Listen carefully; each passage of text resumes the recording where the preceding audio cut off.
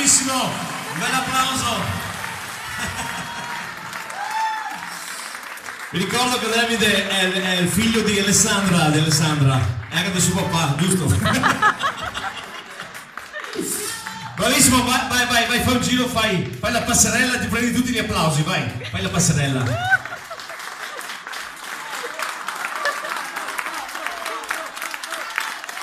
Sì.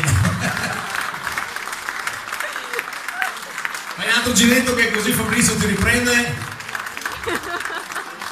Eccola. Riparti, torna in drillo, in italiano, in drillo, eccolo qua. Naturalmente gli applausi saranno vigorosi, fragorosi. Bravo David. Bravissimo, sì.